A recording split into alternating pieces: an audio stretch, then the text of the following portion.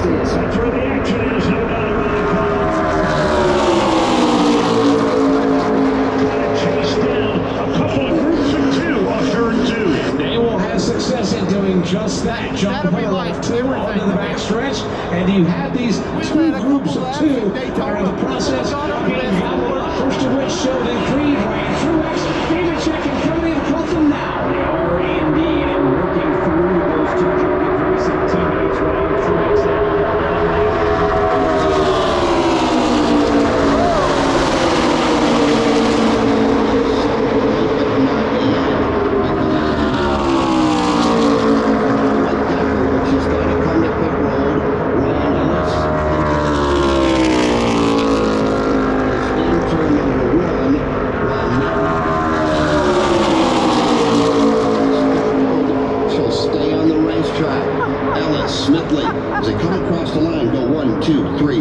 It's Riley Herbst fourth and Cole Custer fifth. Those two cars trying to run away as fast as they can. They're both Ford Mustangs, but Dylan Welch, that snarling pack of traffic is rapidly eating them up. Two on the racetrack.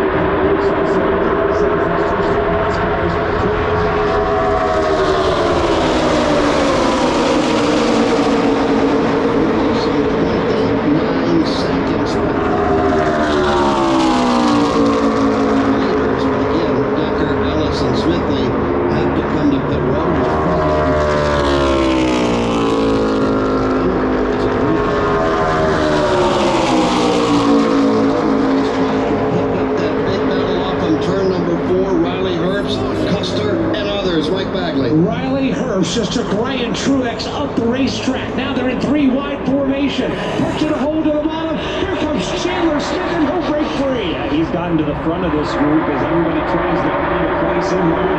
2, 3, and 4, 2, 1. So Chandler Smith. That's James.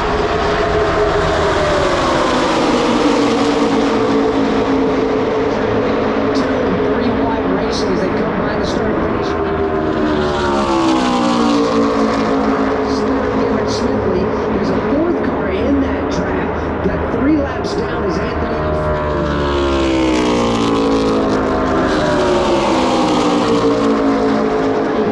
laps to go. So the race leader is Natalie Decker. She is leading a couple of cars that are just in a small draft around this racetrack. However, the thick of the battle is in this pack that we are watching right now on NASCAR TV that's working their way through turns 3 and 4. These are all the drivers that are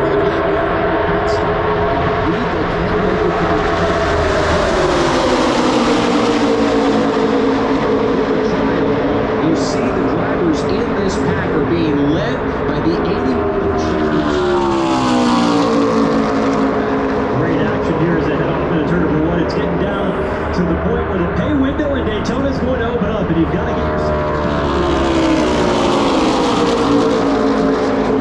to the outside lane. Sandy Smith, the white and red machine, down to the inside lane of the racetrack, the number 8 trying to challenge, but here they come. They'll fan it out 3 wide for a moment as they block down the back straightaway. Riley Herbst takes a peek to the inside. He's got drafting help in the front of Cole Custer, who will go with him.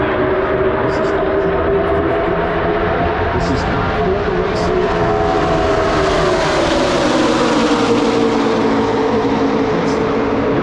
To the inside of Chandler Smith. They're side by side at the start-finish line. Herbst has got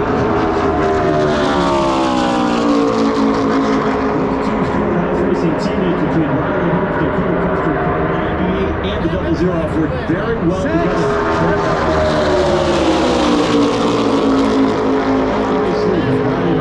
In that pack anyway, the 98 machine out in front, Cole Custer there in second.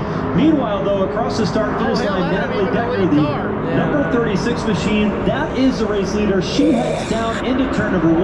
This is a pack of cars in battle that is not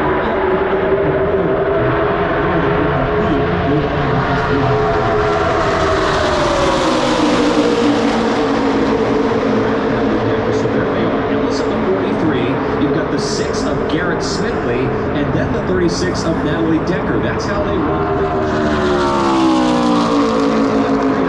Who is no longer on the lead lap. He is still 1 lap down, but they are running in just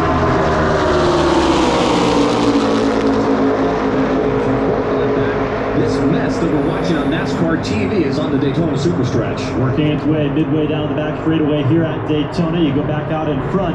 It continues to be Riley Herbst in the number 98. You've got the 81 machine. Chandler Smith is right there. This time, all of a sudden, there's two straight cars got separated.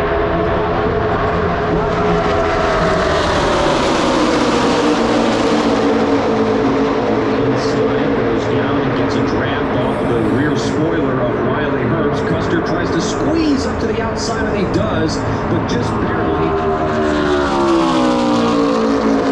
Outside as well. Herbst will draw up to the front bumper of the Cole Custer 00 machine.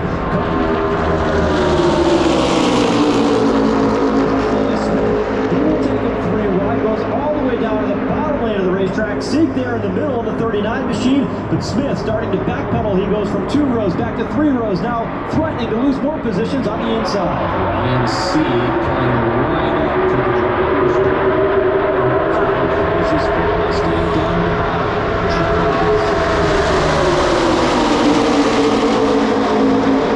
Drafting help this time. Herbst will lead this pack at the line, but again, this is the battle from 4th on back. The 3 leaders as they run with 31 laps to go. They still have yet to hit pit road. Look who's back in the middle of this. So white and blue, number 20. Major bullet up front by Ryan Sieg. Comes right across the nose of Riley Herbst. Nearly coming together midway down the back straightaway. Sieg now leading this pack, but here comes that middle lane led by Austin Hill. He's trying to split the difference between Sammy Smith. These drivers are not racing for the lead.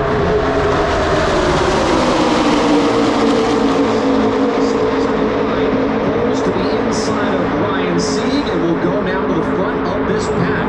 Austin Hill now, that white car in the middle with the damage to the left front of the Chevrolet car.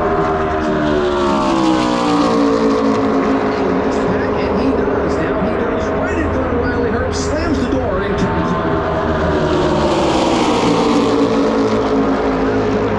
Challenge back to the inside lane, driving help from his teammate. Herbst back out in front. He has had a tremendous week this week in Daytona Speedway. Not only the NASCAR Cup Series, but proving his prowess.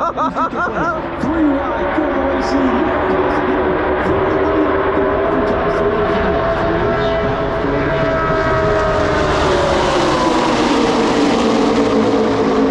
Hill. On the outside lane of that black 98. Austin Hill, the white 21. They've got the 39 of Ryan Sieg. Now they settle it out. 2 wide, side by side for 4th. Headed to turn number 1.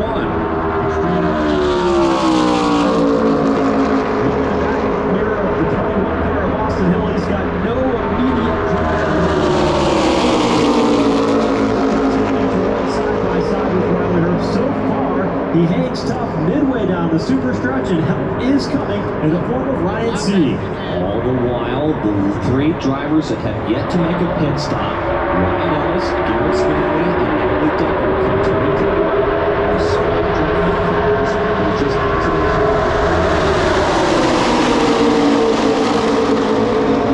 they're still going at it very aggressively. They are driving like it's for the race lead, even though right now those 3 top cars have yet to make a pit stop. Unbelievable action here, headed off into turn number 1 at Daytona. 3 sparks flying underneath the 21. Here comes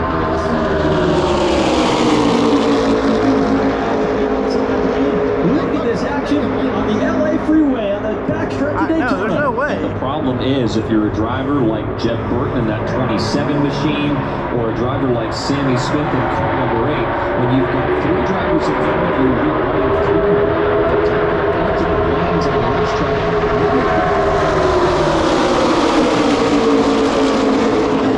Nobody Keeps it can. straight and does not have a problem because you can't really. They're just go hoping there for a and caution. You can't drive backwards either. You've got cars lined up at your back door, so you are in a crate right now, 3 wide in the middle of the racetrack. Austin Hill will drop down in that 21.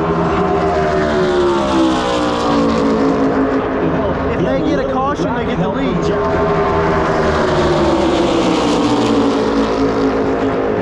In the middle of the groove and find drafting help with Sammy Smith.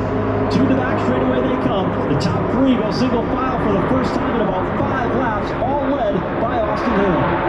There's Shane Van Gisbergen. You see him there, slide lane right behind Ryan Truex.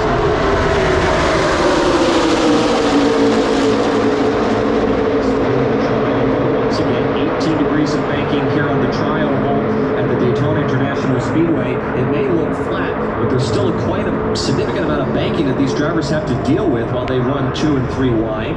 Now they get back to the corner. Back, it's Ryan Ellis.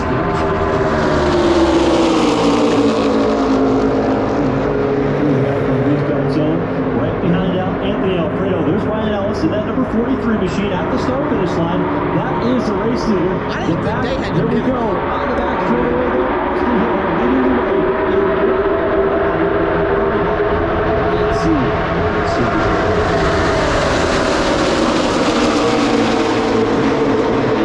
Series would be a huge win for that entire organization if they could pull things off here. Again, we've stressed this several times, but I just want to make this clear. This pack that we are watching is not racing for the lead. The 3 leaders are half a lap ahead of them.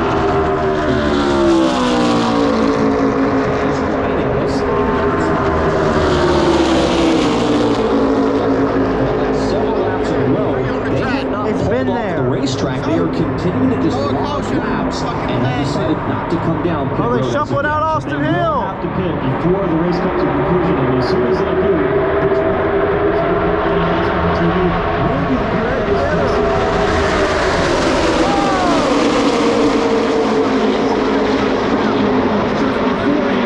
Oh, the one over there. inside safer barrier, but it goes through the ball field here at Daytona, slipping and sliding. No contact made to the outside, inside, or another Hey, those vehicle guys on the just got a racetrack. big advantage. The caution flag is back out, but it's for Jeb Burton off turn 4. Shane Van Gisbergen also went for a spin through the infield. The rain that has come down here at Daytona over the last 36 hours.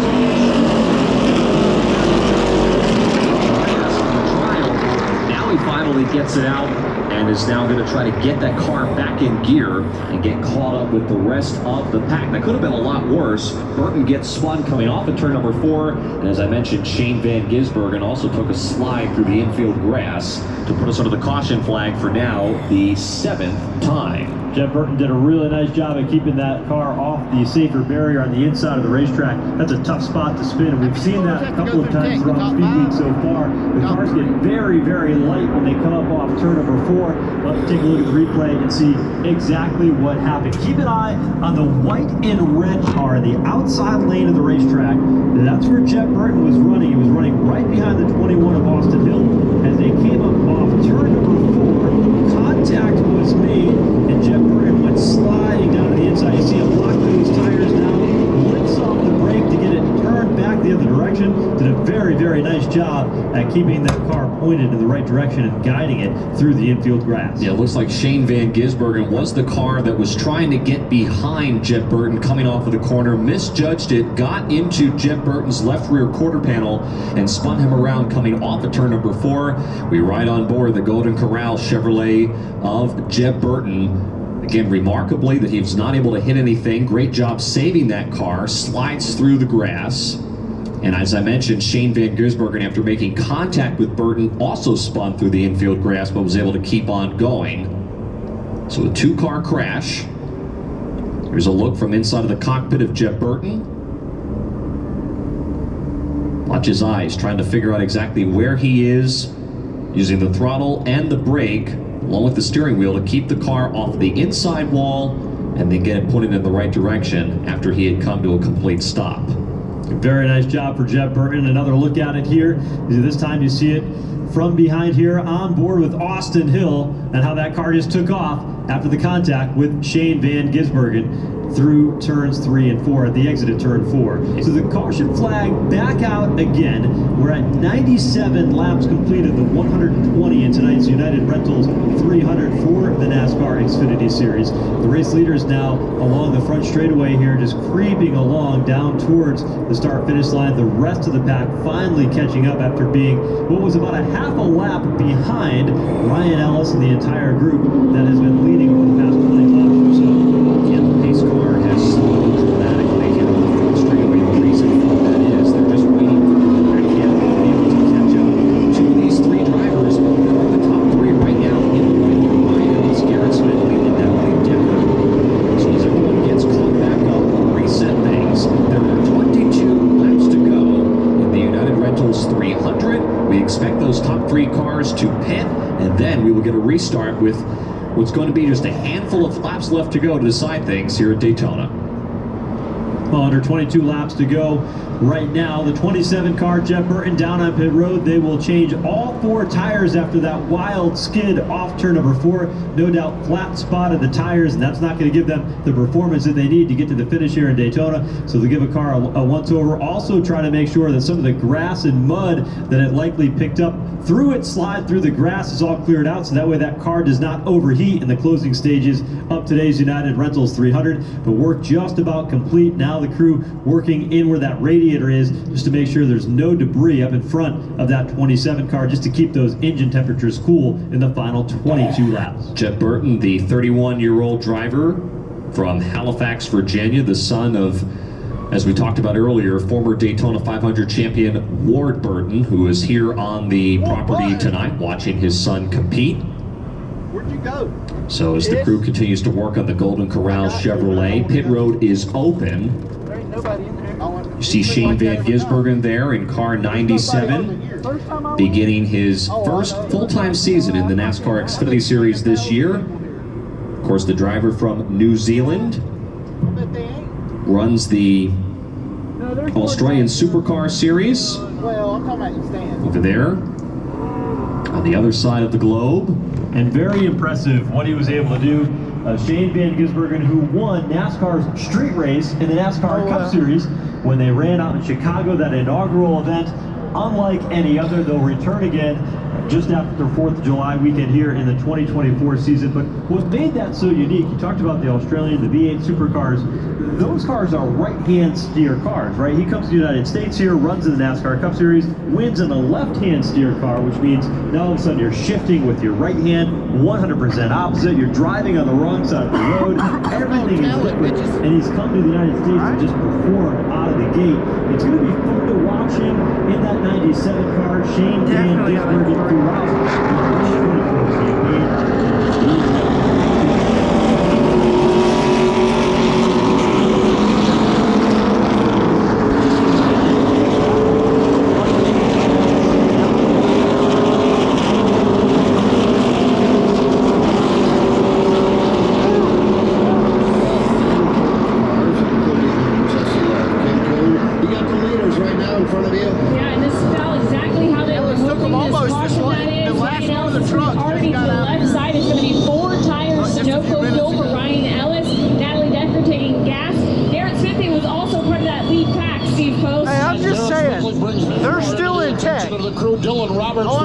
Doing a nice job with the strategy. Put some tires on that car and Sunoco Racing Fuel. Jesse Love is in. Rex Love is in getting pit service here on lap Give me a disqualification. Jason. We had one taker in the middle section, young Leland Honeyman Jr. driving for Young's Motorsport. He came in, took the 4 tires, made sure they topped off the fuel, put the chassis wrench in. They tried to tighten them up. They're shooting for the top 20.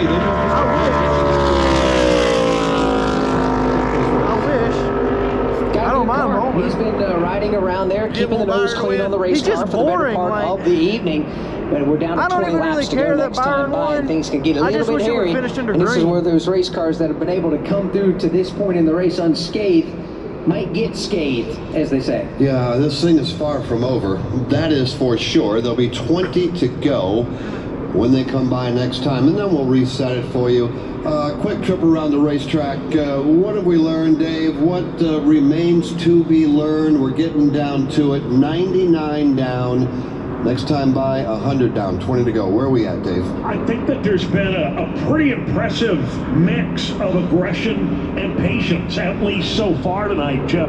I don't expect that's going to last a whole lot longer. We get down to the final 10, maybe 12 laps of this race. All that give and take is going to turn into grab and go. But at least so far, Mike Bagley, I think they've done a pretty good job of keeping themselves clean. Yes, they've done a very good job.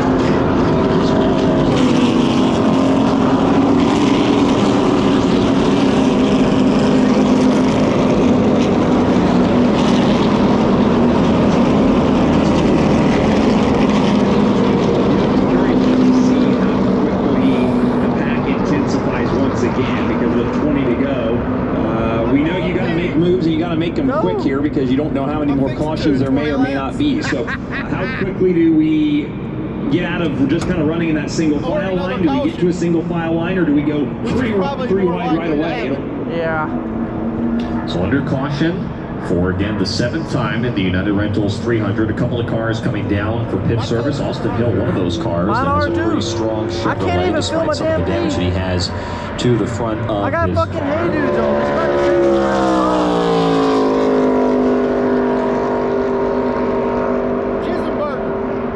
extended look there. You see it's all patched up on the right front.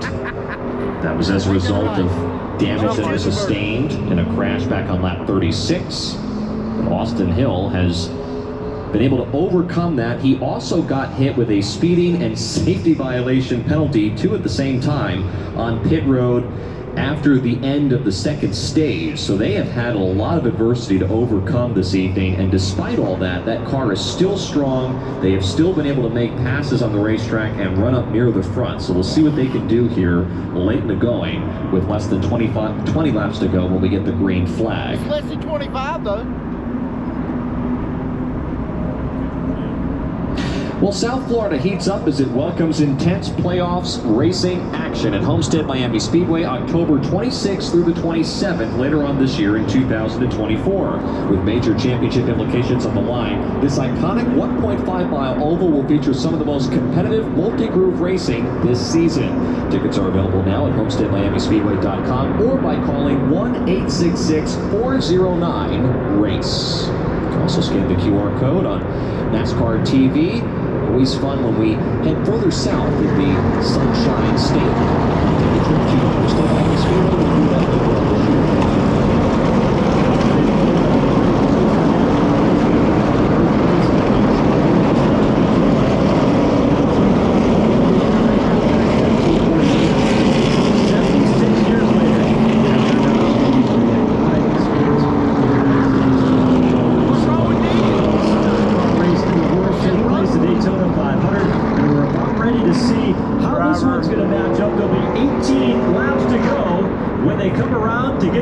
Flag, the field comes to the choose, and the field has been given the 1-to-go signal. So 1-to-go signal has been given. An update: 2 drivers that hit pit road under this caution flag, Natalie Decker and Ryan Ellis, were both hit with penalties for improper pit road entry. So as a result, they will have to drop to the rear for the start. Proper entry. What's stupid red?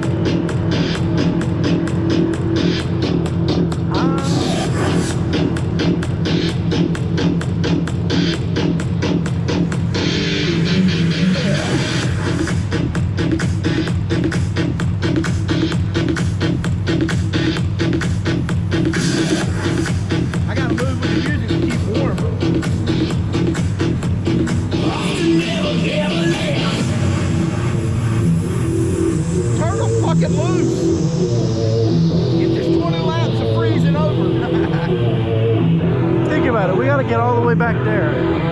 Oh no, we gotta go come back to there. I know. Get it right, bitch. We'll be hot till we get to the car. I don't think so. Your feet will be warmed up, trust me. Feet will, yeah. Your body will too, all with your fucking hands and face. No, you don't have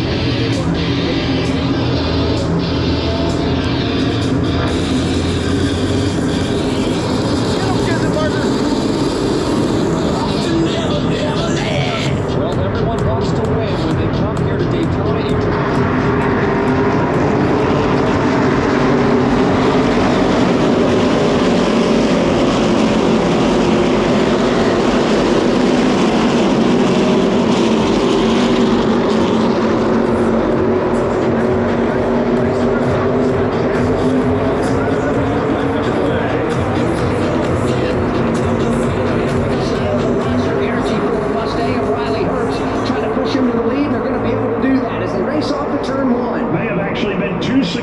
because they've gotten away by 2 or 3 car lengths. The field will organize behind them and try and make a run back. Riley Herbst will drop down across the nose of the third place machine. Out in front, Ryan Sieg by 2 car lengths. Ryan Sieg will swing wide up against the outside wall. Now here comes Riley Herbst. He'll dive for the bottom. He's there. He's got to run side by side for the lead on the end of the Daytona. Oh!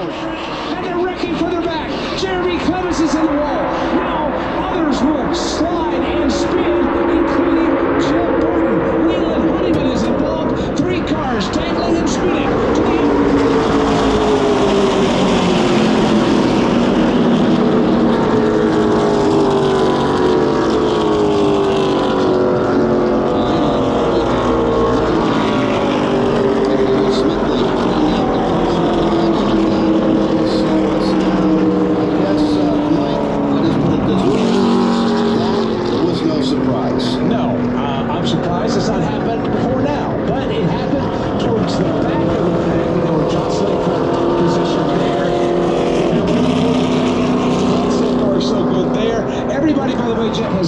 Accident scene, except for Leland Honeyman, who has swung to the inside. He is being tended to by the safety crew that have arrived on the scene. Jeremy Clements got a big piece of that as well. It just looked like he got into the right rear quarter panel of Leland Honeyman. Shane Van Gisbergen involved in this crash. Second one he's been mixed up in here tonight in Daytona, but the car's still able to roll. They're going to fix it and get him back out there on the racetrack. So it looked like Leland Honeyman and Jeremy Clements got together initially towards the back of the pack. We're right on board here with Austin Hill. Let's take a look at what he sees on NASCAR TV.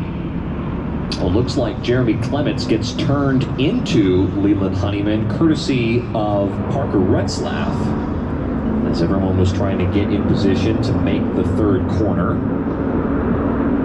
Is on board looking out the back bumper of Jeff Burton, who was just involved in an accident less than 10 laps ago. Now is involved in his second incident of the night. Takes a spin.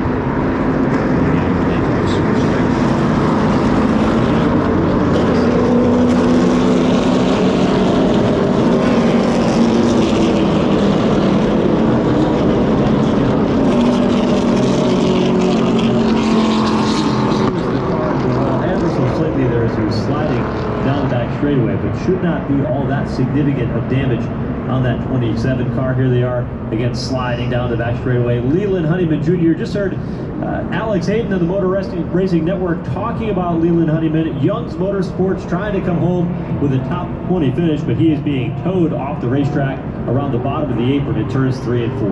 Leland Honeyman, just 18 years old, from Phoenix, Arizona. Fortunately, exits out this race. Back on pit road. He's had a rough night. He's been involved in more than one accident so far this evening. Caught up in this one as well. They are working on the left front fender of that, and it's got quite a bit of damage. That bumper is pushed in. They've got some work to be able to pull that out and stabilize that for the final few laps of today. Jeff Burton been involved in the last 2 cautions. First we saw him spin off turn 4. Now trouble off the end of the back straightaway for the 27 car fielded by Jordan Anderson Racing. Work continuing there on the right rear. Tape that they're applying over the top of the fender to try to get that out of the wind once he gets back up to speed. We saw how effective those repairs were on the 21 of Austin Hill earlier in the show today, and how they've been able to get that car almost as good as it was when they rolled it off the trailer when they first came to Daytona. So there'll be 15 laps to go this time when the field hits the start-finish line. The leader right now is Ryan Sieg. Why do I bring that up? Well, of course, he is the leader of the race. But 8 drivers, Joe, have gotten their first NASCAR Xfinity Series career win here at Daytona. All 8 of those wins have come in the February race. Ryan Sieg, he's been a long-time veteran of the Xfinity Series. He's finished second a handful of times.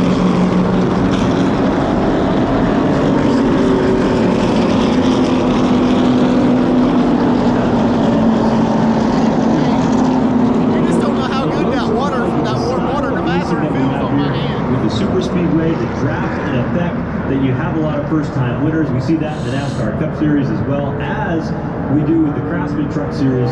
They ran an outstanding event on Friday night. We saw that same thing happen with Nick Sanchez. And that entire team were able to hang on for the final 15 laps of today's race and get the win here in Daytona. It would certainly be a memory that would last forever for that team to get car number 39 on the top step of the podium. But we have seen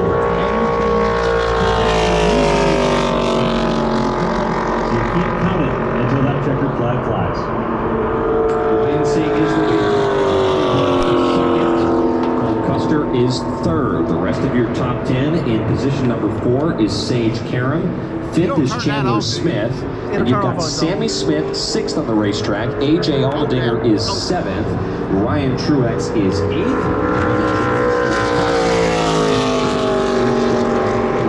Great run in the 26th car. Pennsylvania, the driver that had some great runs a year ago on road courses, but having some success here tonight, and he's been strong since they unloaded. That 26 car of Sage Karam has been very, very good. Watched him in drafting practice here a couple of days ago, been able to navigate with that car where he wants it to be and have that car up inside the top 5, now running 4th for the 26 car for Sage Karam. Has been very, very good for Sam Hunt Racing, a relatively new team to the NASCAR Xfinity Series. They've been around for a couple of years, but really over the past year or so, they've come into their own and have established themselves as a team that can run inside the top 5 and contest for wins here in the Xfinity.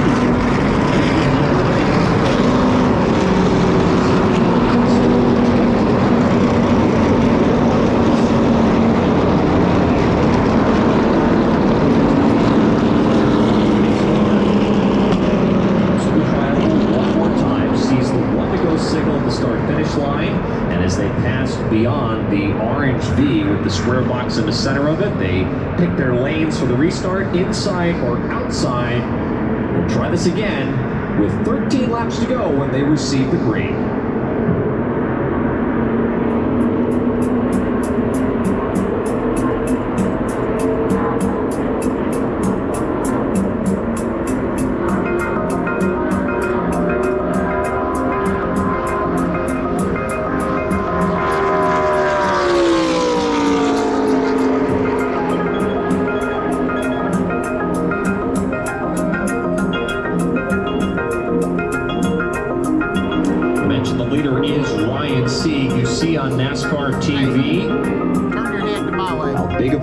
This would be if he can hold on here. He's had over 300 starts in the Xfinity Series, 16 top 10, or 16 top 5s, pardon me, 56 top 10s. He's finished second twice, but as I mentioned, he's never won. However, there have been 8 first-time winners in the Xfinity Series that have won their first Xfinity Series race here at Daytona. Ryan Sieg looking to try to become number 9 on that list. Half a lap away from the restart.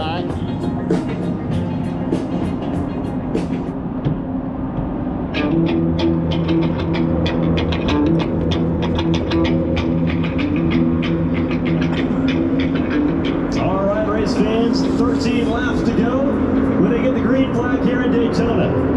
The final 13 laps of Daytona Speed Weeks presented by Advent Health, and it all comes down to this. The pay window is open.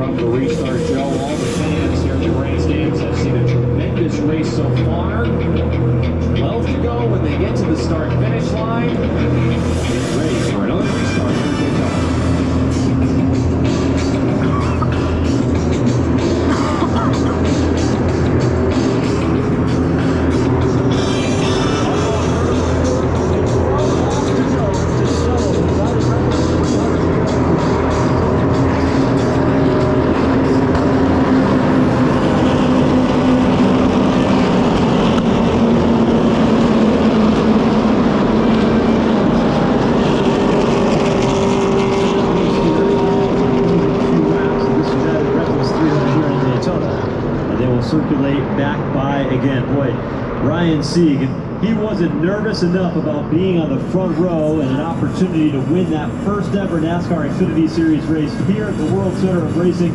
They'll have to wait another lap or two. They sent one of the safety services vehicles out onto the race course in turns 1 and 2 just to take care of something that is out on the racetrack. And the lights have gone out.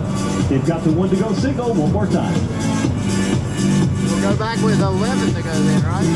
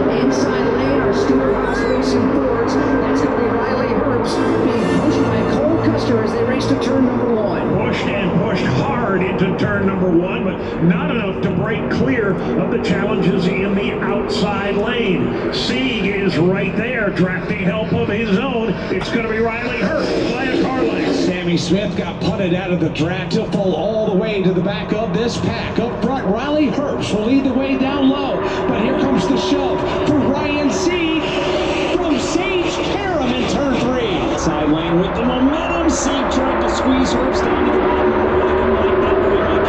We'll see. He's right there.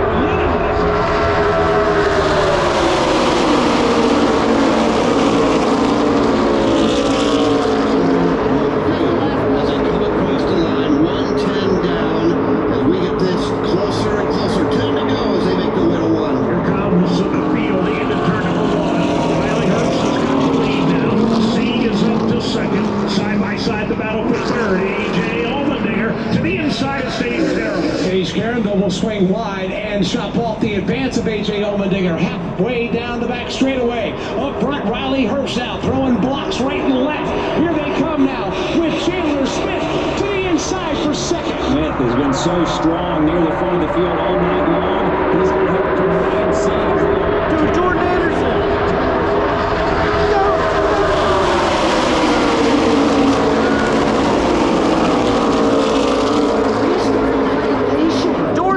Control car on the restart as they hit the Geico restart zone, and right now, Dave, he's got a thundering pack right behind him. Well, this is going to be a tough one for him just to get out of harm's way and come to pit road because they are 3 wide all the way back through the pack. Sieg around the outside takes the lead. Here he comes now onto the back straightaway. Riley Herbst is the first car that leads the lane down low. Meanwhile, here he comes in the wall. Everybody scattering to avoid. Justin Allgaier gets it. Now spinning down to the inside. Others now begin to crash and collide. As everybody, including Daniel Dye, everybody trying to get through. Dye is in it, collected. Jordan Anderson is in it.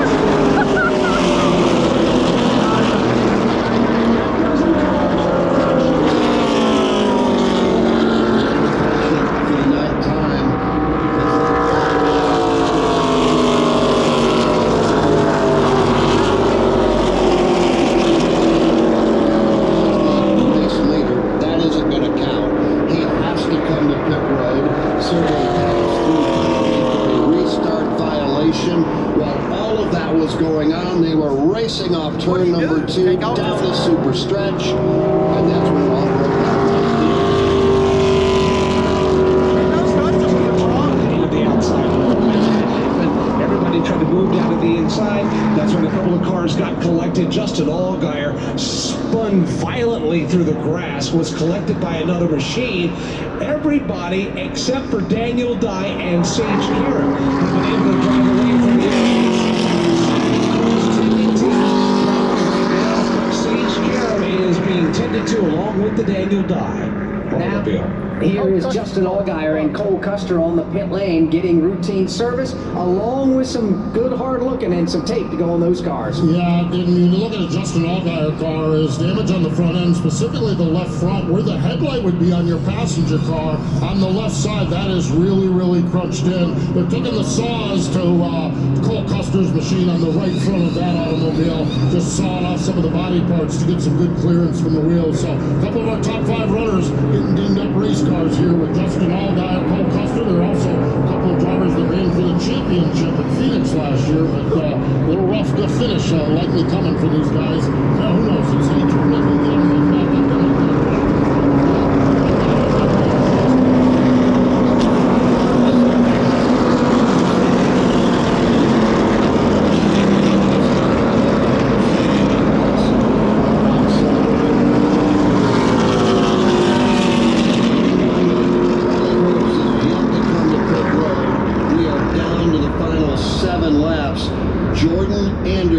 Right now is running in position number 2. Get a look at the replay up there on the NASCAR TV screen. It looked as though that started when A.J. Allmendinger gave a bump draft to the back of Sage Karam, who drove into the 0-0 of Cole Custer, sent him into the outside wall. Watch the contact. Custer goes into the outside wall first, comes across the racetrack, collects Sage Karam, and the wreck was on from there. Multiple cars involved here in this late race incident off the end of the back straightaway. Sage Karam, Cole Custer, Daniel Dye, the 44 of Brennan Poole, getting a little bit of air as he went through the infield grass of the right on board with Cole Custer on NASCAR TV. Gets turned into the wall. Cole Custer, but keeps on going. Unfortunately, it's been a rough night for the reigning Xfinity Series champion of Cole Custer.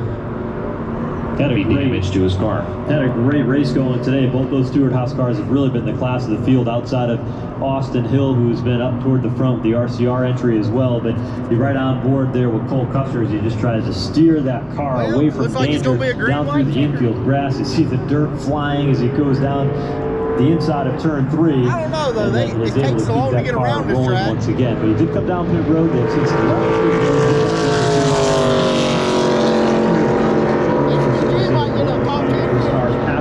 enough to get to the finish and salvage what they can out of a rough ending to a great day for Cole Custer. You also see just in that shot we were just looking at from Cole Custer a moment ago how rough it is when you get into a grass here at Daytona. It's rough inside that cockpit.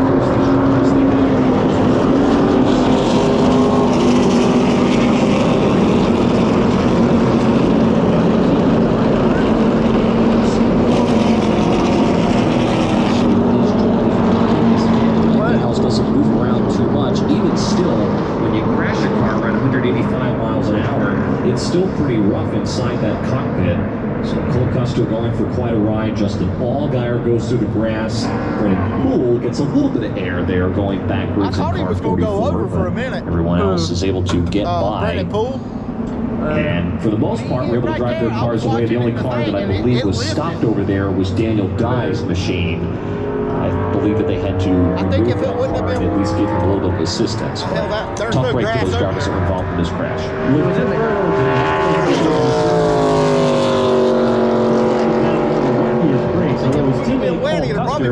Now has all kinds of problems as a result of this incident. Riley Herbst able to come down pit road, get a fresh windshield tear off, get new fuel in that race car, and be set to go for the finish. And now he will drop to the back of the pack. That race car is still very, very good. Now there's only 6 laps to go, and we still have a couple of caution laps still left to go. So we'll be down to only a few laps left. At least Riley Herbst is going to have an opportunity opportunity to pick up a few more positions before the checkered flag flies with as strong as that number 98 car has been all day today. Yeah, and Joe, just to kind of go along further with your point, this caution could not have come at a better time for Riley Herbst had he served that penalty maybe a lap earlier, and the caution then would have come out. It would have been much more difficult for him because he would have been in a position where he would have had to come down pit road and serve that penalty under green. Now with the caution being out, he still has to serve the penalty, and he still gives up a lot of track position, but he has the opportunity to gain some of it back on this upcoming restart.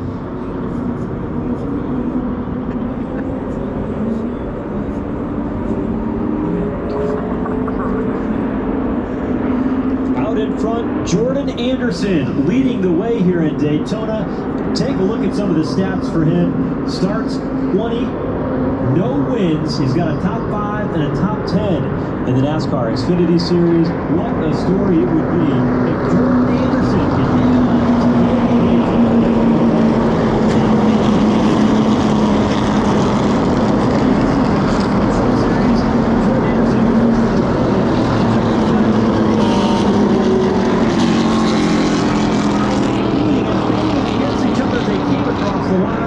and it was Grant Enfinger who won that day. That is as close as Jordan Anderson has come to winning in the NASCAR National Series, and it happened right here in Daytona. He missed it by just that much.